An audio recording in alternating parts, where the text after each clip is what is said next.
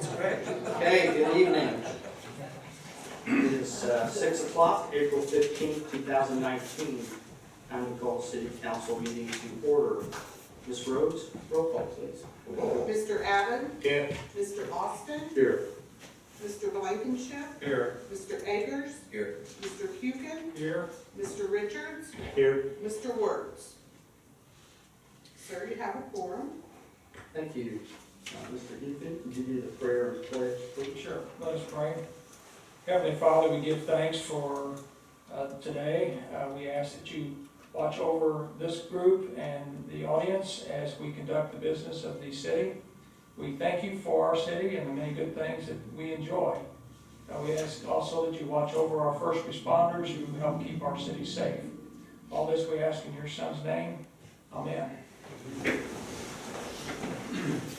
Pledge allegiance to the flag of the United States of America and to the republic for which it stands, one nation, under God, indivisible, with liberty and justice for all.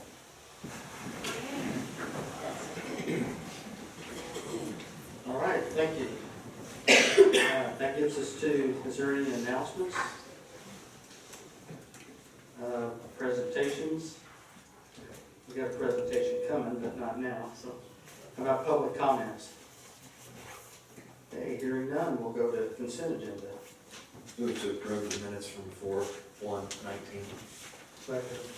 Second by Mr. Richards. All those in favor? Aye. Okay, thank you. That gets us to old business, which is a public hearing. We need a motion to read by title only. Move to read by title only. Second by Mr. Adams. All those in favor? Aye. Okay, Common Council Budgetary Ordinance Number 19-04, an additional appropriation for police fire grant fund local in amount of $3,143.25. Chief Kirby Cochran. Sure, this is set for public hearing. Yep, thank you, Council. As Attorney Gray said, this is a final hearing. We just asking for the additional appropriation of $3,143.25 from the drug-free grant. And when did you receive the grant, Chief? It's been a while, hasn't it? Yeah, it's been almost a year, I think. Okay. So this is open for a public hearing, so at this time, if anybody in the crowd has any comments or any questions, feel free to ask at this time. Hearing none, we'll close the public hearing. Council, do you have any? I move to approve Common Council Budgetary Ordinance Number 19-04. Second.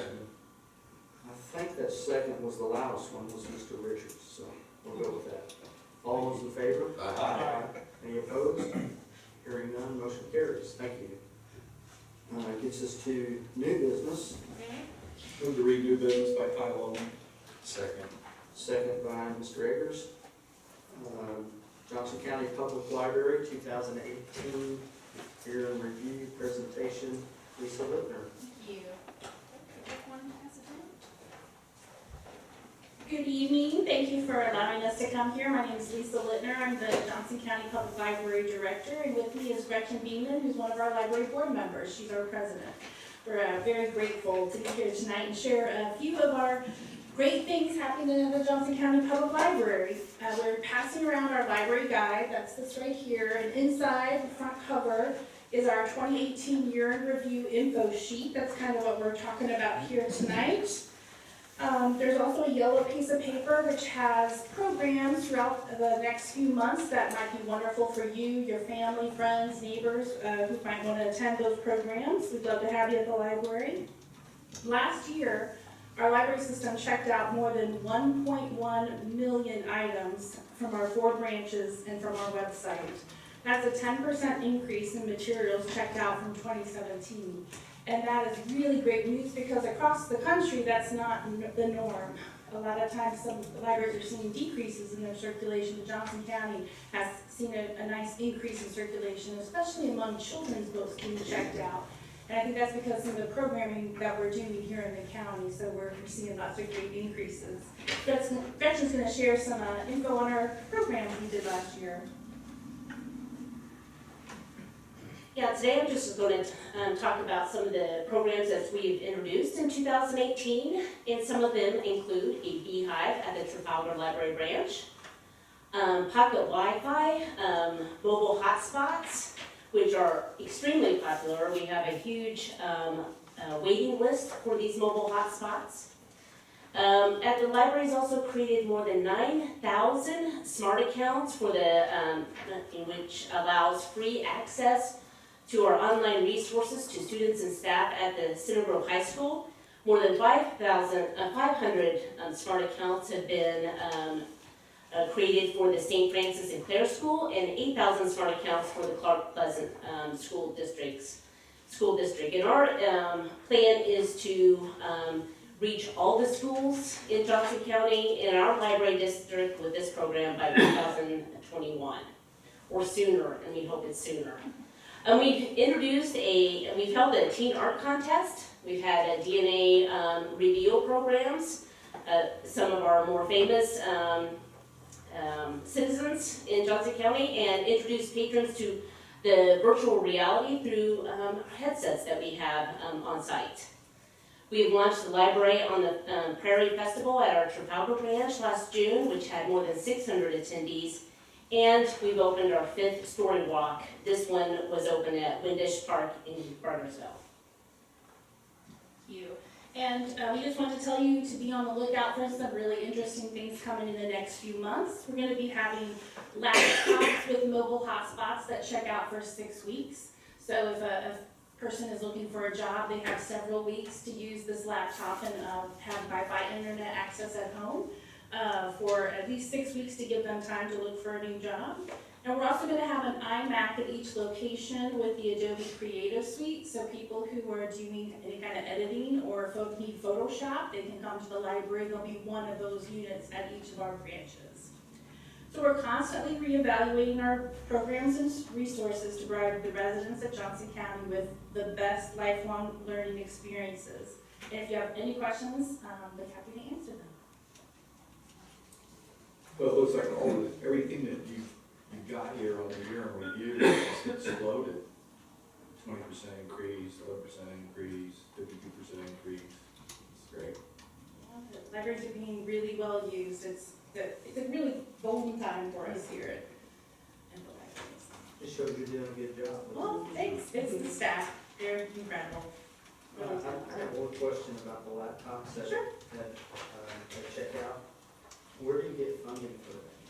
So we incorporated that funding in our budget. So every year I ask the staff for very innovative ideas, and we reserve usually less than 1% of our budget to fund those ideas, and that was one of the staff nominated ideas that got awarded this year. So it's out of our operating dollars. Have you talked with Workforce One about helping with that or anything? We actually partner with Workforce One for the Work Ready Communities program. I have not particularly talked to them about,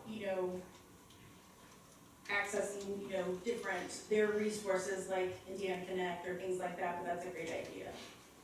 Okay, thank you. Yeah, you're welcome. Anybody else? Thanks so much. Thank you for the update. Okay, that gets us to item number 2.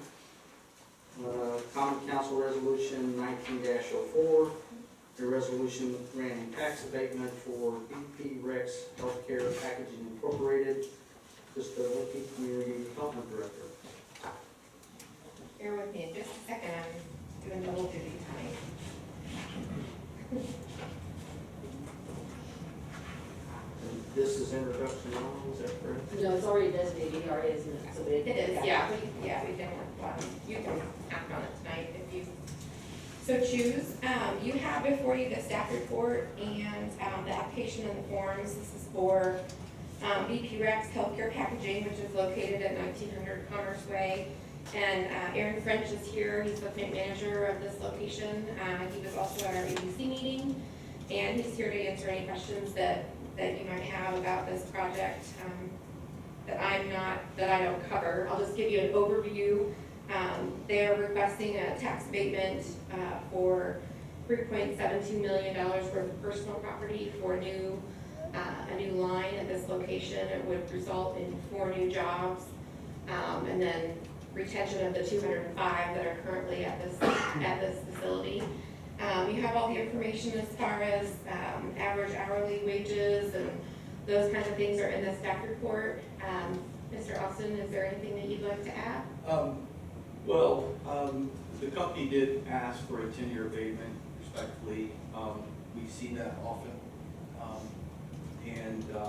With the job, the 4 jobs that's going to be created by this new piece of equipment, we felt that it was more in line for a 5-year versus a 10. So we did do a unanimous decision on the 5-year versus the 10 that we were asking for. And that was with the 5, they were agreeable to the 5% economic development fee as well. Yes. Krista, just to clarify, so it's not confusing to some people, that's not used to hearing about tax abatements. It's not tax abatement on $3 million, it's actually a savings of how much over 5 years is the savings? It's a graduated schedule, which is, I think it's Exhibit C.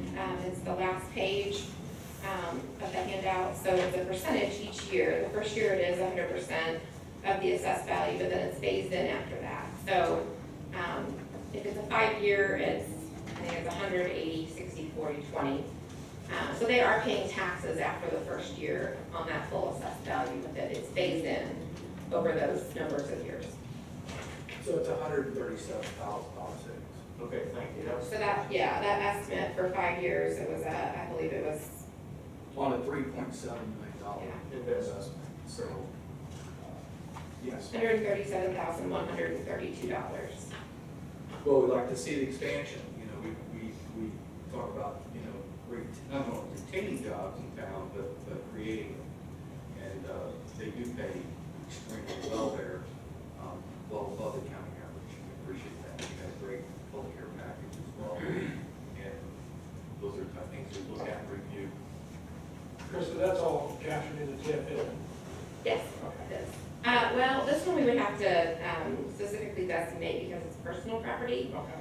So most of our TIF districts, the personal property is not captured, so it's just real property. So that's an interesting discussion a lot of times because I think most TIF districts that is not the case. They capture everything. For Franklin, for these companies that are in these TIF districts, we are only capturing the real property and all the personal property is being distributed out to all of the taxing entities. I'm not advocating one way or another, I'm just curious if. That's just been a choice that our redevelopment commission has made, and I'm sure all the other taxing entities are thankful for that. Well, I think it's fair. I think it's a very It is, good I know approach. that our state of finances currently in the redevelopment commission, that may be something that we reconsider moving forward Sure. for new projects, but we have a really, really healthy base in our existing TIF districts, and we can't go back and change those, but new projects moving forward, we could do that differently if we chose to. Krista, this is already designated economic Yes, advised engineering. it was designated in 2010, so there's just one meeting. You can approve this tonight. Did you want to add anything about the company? I thought you gave a nice presentation at the EDC. If anybody has any questions about what they do there, they've been. Just maybe a quick overview. Sure. Don't have to put you on the spot. You want me to stand here or go? Over there. Yeah. Okay. Krista wasn't basically pointing to Councilman and Mayor's point, even with the abatement, they're still contributing roughly $86,000 in tax. Yes. Hey, good evening. I'm Aaron French, plant manager. So just I'll give you the 2-minute overview. So our company's name is Berry Global. You might have known us as Rexium in the past, or even prior to that, Owens, Illinois. The plant's been around since 1996. And as Mr. Austin mentioned, we're primarily a healthcare facility for the pharmaceutical industry. A lot of bottles is what we make, so a lot of blow molding in our operation. We have over 200 employees. Our annual sales are about $75 million. And we're growing. This is the first part of our growth. I think we're going to be growing more in the future, you'll see. So we're a long-time resident here, intend to stay that way. We're growing with 2 of our particular customers that are key to the blood diagnostic testing in the healthcare space, so very critical components at any laboratory or hospital. So the kind of space that high-tech jobs that we like to be creating. So this entry jobs are about $17 an hour, but they will end up creating longer-term, higher-paying roles as a result. This is all manufacturing equipment, the $3.7 million, as was explained. So of the 200-plus employees that we have, about 140 of those are either in Franklin or Johnson County. So really recruiting locally for the business. You folks maintain an attractive facility, we appreciate that. Yeah, thank you. Very nice inside as well. I have taken a tour of it before, and it's very clean, so. I appreciate that. Very good. Anybody else? I move to approve common council resolution 19-04. Second. Second by Mr. Hukin. All those in favor? Aye. Any opposed? Hearing none, thank you. Thank you. Okay, next one, common council budgetary resolution number 19-04, authorizing a transfer from Fund 201 NVH 500,000, Fund 202 LRS 175,000, and Fund 101 General 325,000 to Fund 258 Local Road and Bridge Matching Grant Fund in the amount of $1 million. Clerk Treasurer Jane Rhodes. Yes, this is all, the next, in fact, the next three all go together, and it is basically putting our matching money in the community crossings fund. Last meeting, Mr. Richards explained that we did get the $1 million crossing grant. Now we have to match that. These are funds that are available to us, and we're just going to need to move them around. So the first one that we're talking about, the 19-04, it can be approved tonight if you so desire. The other two are ordinances for appropriation, so they will take 2 meetings. So tonight is just introduction for them. So it's however you feel comfortable. If you would prefer to approve them all next meeting, or this to just be an introduction, that is fine. Jane and I talked, and it's a resolution of already appropriated funds, so you can do it, the first one, then we have to reappropriate money to basically put it back into it. It makes sense to It's your approve pleasure. tonight. It It's, makes sense to approve with that. it's next certainly, week, legally you can do the first one if you choose. yeah. I make a motion to approve. Second. So we have a motion and a second by Mr. Austin. All those in favor? Aye. Any opposed? And just to clarify for the audience, this is funds that's already in our budget. We had received a $1 million grant from NDOT, State of Indiana, and this is just appropriating the funds that's already been appropriated to put in another fund to put with our matching grant to pay out. So, government, you gotta love it. So we're not appropriating anything new. We're just moving it. So, all right, thank you. That'll get us to the next one, which is introduction only. Common Council Budgetary Ordinance number 19-05, an additional appropriation, Local Road and Bridge Matching Grant Fund 2019-258 004 400, an amount of $1 million. Jane, I'm just gonna add, this is the $1 million that we just made. Correct. But this is introduction only. Correct. It does get a little It has to confusing. be- Correct. Yeah. It has to be advertised. Correct. Okay. So is there any questions with that before we go to the next one, that's introduction only? Hearing none, we'll go to the next one. Common Council Budgetary Ordinance number 19-06, an appropriation reduction from MVH Fund Capital 500,000, LRS Fund Capital 175,000, and General Fund Board of Works Capital 325,000. Clerk Treasurer Jane Rhodes again. Right. Since this money whereas already put and appropriated in these separate funds, now we need to reduce those funds by these amounts. And that also has to be advertised in the paper, so this is our first read on it. And that makes up our $1 million. It's just lots Believe it of or not, steps. the auditors do look at these things. They You do do. it, and you do it, and that's why it's a clean audit every year. Thanks, Jane. So, any other questions before we move on? So we will have a public hearing on those next meeting, correct? Correct. So, okay, thank you. Next, yearly tax abatement compliance report, community development specialist, Mariana. Your favorite job, right? I know you're excited to see me, it's riveting stuff. I will say in summary, after these 19 and the previous that we've done, business is good in Franklin. But I'm gonna ask Mr. Austin to give a little introduction as to why we do this each year. Well, every tax abatement we give to any potential business here in Franklin, we review that particular abatement and every year. So we go through their numbers, we look at the investment, we look at what on the SB1 form, what they said they were going to do, and we make sure basically that they're doing what they said they were doing. So like Ronnie said, the numbers are quite impressive. We've got some very successful businesses here in town that are extremely well situated in the businesses they're in. So, yeah, and we found that each one that you see here on this list was in substantial compliance or full compliance. So, I know, because I do actually like these. I mean, it actually is kind of riveting to me too when I get into it. But are you folks noticing a trend that the wages are higher than predicted? very much so.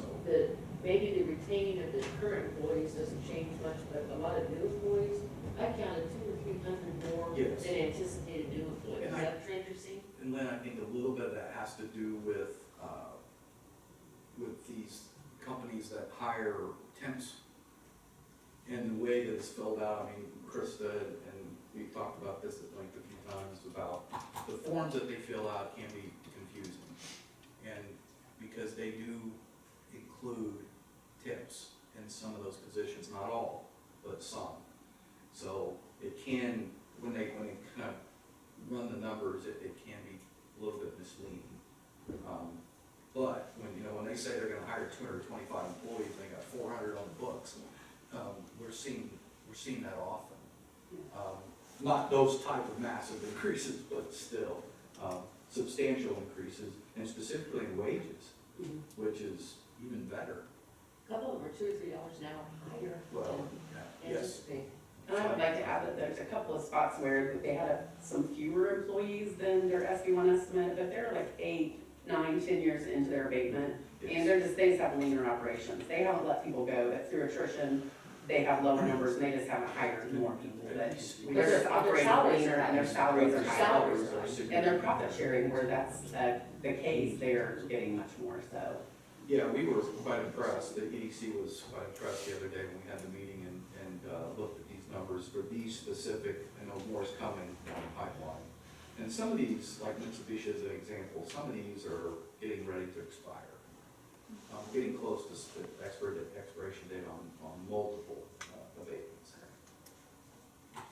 So, in years past, what I've done is read them all, and for the record, I don't know how you Yes. would like for me to move forward. I don't think that you have to, unless there are some you are not going to follow the recommendation, but you at least need to identify each one of the abatements so that we have something in the record indicating we did consider it as what we're required to do. So Okay, you want to read the actual identity of one.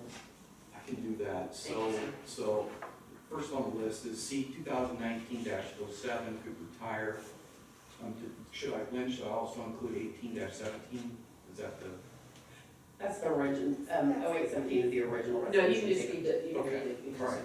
just- So the second would be C 2019-08, ships and aluminum, C 2019-11 is countertop connections, C 2019-12 electrospec, C 2019-13 electrospec, C 2019-14 Electrospec, C 2019-15 Falkenberg Printing, C 2019-17 Brock Enterprises, C 2019-23 J.M. Stevens Enterprises, 2019-25 Lago Properties, C 2019-26 Lago Properties, C 2019-27, 28, 29, and 30, and 31, and 32 are all Mitsubishi. One's heavy industry, one's Mitsubishi Charger specific. C 2019-42 is PCTMA, and 2019-52 is Taco or Toro. And they were all found in substantial compliance. Their numbers look really good. And the recommendation was unanimous from the EDC? It was unanimous. I move to approve. Second. Second by Mr. Austin. All those in favor? Aye. Any opposed? Hearing none, this round is approved. Thank you. Thank you, and I would like to, as I did the EDC, thank you all for reducing my hours and hours of work into a couple of minutes. I'm sure everybody else appreciates it too. Thank you, Ron. Thanks. Okay, we do not have any other business. That gets us to council member comments. Mr. Richards. Nothing at this time. Mr. White. I have nothing. Mr. Ayers. Happy tax day. Thanks. Yeah, I got 2 checks today, so I feel the pain. Mr. Dugan. I think we have a light agenda, is that fair tomorrow, and for the redevelopment commission? Not trying to jinx the RDC or the city, but by this time, tomorrow evening, we should be the owner of the Franklin auction property, which works out well for them, and it worked out very well for the city. That acquisition is finalized. That's all I got. Thank you. Mr. Ross. I want a couple shout outs to the police chief and your staff. Your officers are doing a tremendous job on Jefferson Street with all the traffic. There's some beefed up patrols there, and Jefferson Meadows, got a lot of people running stop signs and just blowing through them. But the extra help out there is noticed, and the public is very happy about that. So thank you for that. Street department, you guys are really doing a bang-up job too, so we appreciate it. I know we had some heavy trash issues and some other stuff, but I mean, it looks really, the town looks really good at this particular point. Thank you. Mr. Evans. Yeah, a couple of things. I wish Mr. Mercer was here because I'd like to congratulate his family with the ball field being named after him. That's more than well earned. Yeah. Well, that's it's Mercer Field. Mercer Field. Anybody knows the Mercers, the whole family. That's great. I thought it was great. Next, street department also. I seen them out this weekend on the north side doing medium, cutting it, getting out the trash that was along there. Really appreciate that. And tomorrow we have a plan commission meeting here in this chamber at 6 o'clock.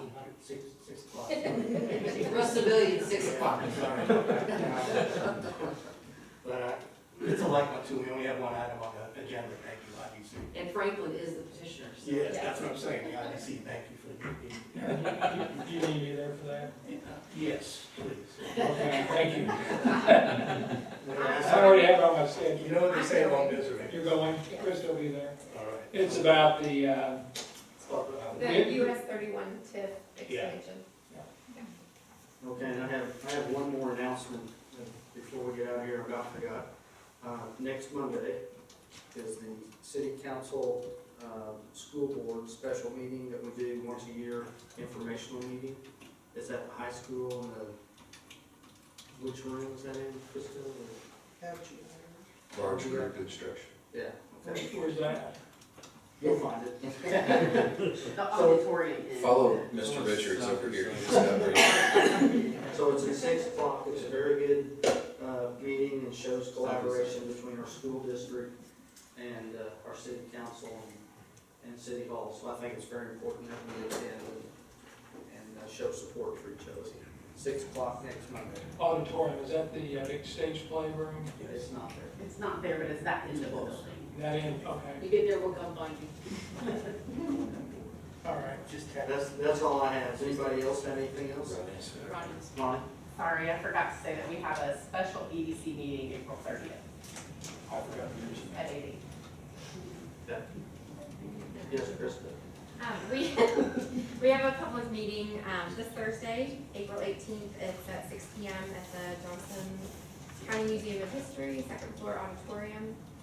And that's for input from the public on the designation of downtown as a cultural arts and entertainment district. So I'd love to see all of you there. If you're not able to make it, or if you are able to make it, we are also doing a public survey that's on the city's main homepage. There's a link that you can click and it'll take you directly to the survey. It's under city updates and it says cultural district plan and then take the survey, so just click that link.